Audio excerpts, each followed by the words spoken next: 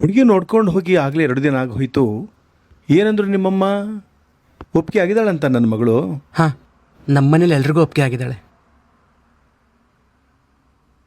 ನನಗೂ ಕೂಡ.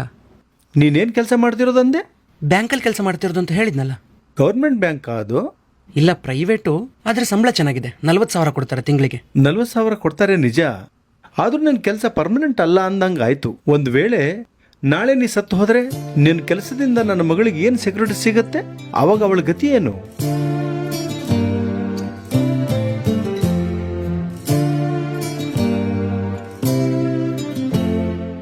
ನೀವು ನಿಮ್ಮ ಮಗಳ ಮದುವೆ ಮಾಡಬೇಕು ಅಂತ ಆಸೆ ಇಟ್ಕೊಂಡಿದ್ದೀರಾ. ಒಂದು ವೇಳೆ ಮದುವೆ ಮಾಡೋಕ್ಕೂ ಮುಂಚೆ ನೀವು ಸತ್ತು ಹೋದರೆ ಅವಾಗ ನಿಮ್ಮ ಮಗಳ ಗತಿ ಏನು? ಹಂಗಾಗ್ಬೋದಂತಲೇ ನನ್ನ ಮಗಳ ಮದುವೆಗೋಸ್ಕರ ದುಡ್ಡನ್ನ ಈಗಾಗಲೇ ಕೂಡಿಟ್ಟಿದ್ದೀನಿ. ನಾನು ಇಲ್ಲದೆ ಇದ್ರೂ ಅವಳ ಮದುವೆ ನಡೀತದೆ. ಅಂದರೆ ನಿಮ್ಮ ಕೆಲಸದಿಂದನೂ ನಿಮ್ಮ ಮಗಳಿಗೆ ಸೆಕ್ಯೂರಿಟಿ ಸಿಗಲ್ಲ ಅಂದಂಗಾಯ್ತು. ಅದಕ್ಕೆ ನೀವೇ ದುಡ್ಡು ಜೋಡಿಸಿದ್ದೀರಾ. ಸರ್, ನೀವಿಲ್ಲಿ ನಾನು ಸಾಯೋದ್ರ ಬಗ್ಗೆ ಹೇಳಿದ್ರಿ. ನಾಳೆ ಒಂದು ವೇಳೆ ಹೆರಿಗೆ ಟೈಮಲ್ಲಿ ನಿಮ್ಮ ಮಗಳೇ ಸತ್ತು ಹೋಗ್ಬಿಟ್ರೆ ಅವಾಗ ನನ್ನ ಗತಿ ಏನು? ನಾವು ಅದಕ್ಕೆ ಯಾವ ಶೂರಿಟಿ ಕೇಳಬೇಕು? ಮದುವೆ ಅಂದರೆ ಬರೀ ಹೆಣ್ಣು ಮಕ್ಕಳದ್ದಷ್ಟೇ ಜೀವನ, ಗಂಡು ಮಕ್ಕಳದಲ್ಲ ಅಲ್ವಾ? ಇಲ್ಲಿ ನೀವು ನಿಮ್ಮ ಮಗಳು ಕೊನೆಯವರೆಗೂ ಮುತ್ತೈದೆ ಆಗಿರ್ಬೇಕು ಅಂತ ಆಸೆ ಪಡ್ತಾನೆ ಇಲ್ಲ. ಅವಳು ಗಂಡ ಸತ್ತು ಅವಳು ವಿಧವೆ ಆದ್ರೂ ಪರವಾಗಿಲ್ಲ, ನನ್ನ ಮಗಳು ಸೇಫ್ ಆಗಿರ್ಬೇಕು ಅಂತಿದ್ದೀರಾ.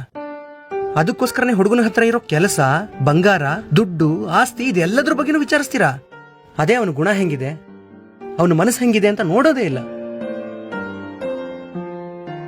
ಜನಕ ಮಹಾರಾಜ ರಾಮನ ಹತ್ರ ಇರೋ ದೊಡ್ಡ ದೊಡ್ಡ ಅರಮನೆಗಳನ್ನ ನೋಡಿ ತನ್ನ ಮಗಳು ಸೀತೆನ ಮದುವೆ ಮಾಡಿಕೊಡ್ಲಿಲ್ಲ. ರಾಮನ ಹತ್ರ ಇರೋ ಗುಣಗಳನ್ನ ನೋಡಿ ಮದುವೆ ಮಾಡಿಕೊಟ್ಟ. ಅದಕ್ಕೆ ರಾಮ ಕಾಡಿಗೆ ಹೋದ್ರೂ ಕೂಡ ಪ್ರತಿ ಕ್ಷಣನೂ ಸೀತೆಗೋಸ್ಕರನೇ ಬದುಕಿದ. ಸೀತೆನೂ ಅಷ್ಟೇ, ಚಿಕ್ಕ ವಯಸ್ಸಿಂದನೂ ಹಂಸತೂಲಿಕಾ ತಲ್ಪದ ಮೇಲೆ ಮಲಗಿ ರಾಣಿ ತರ ಬೆಳೆದಿದ್ರು ಎಲ್ಲ ಬಿಟ್ಟು ರಾಮನ್ ಜೊತೆ ಕಾಡಿಗೆ ನಡೆದ್ಲು.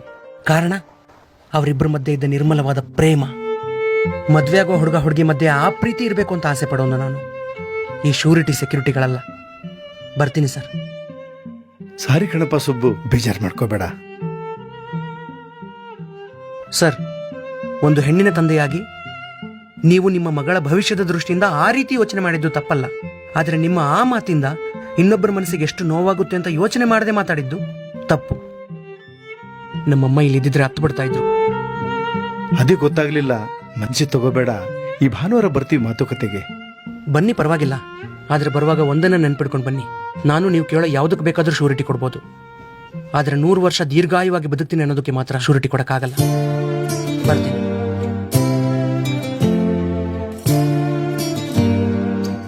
ಸಾರಿ.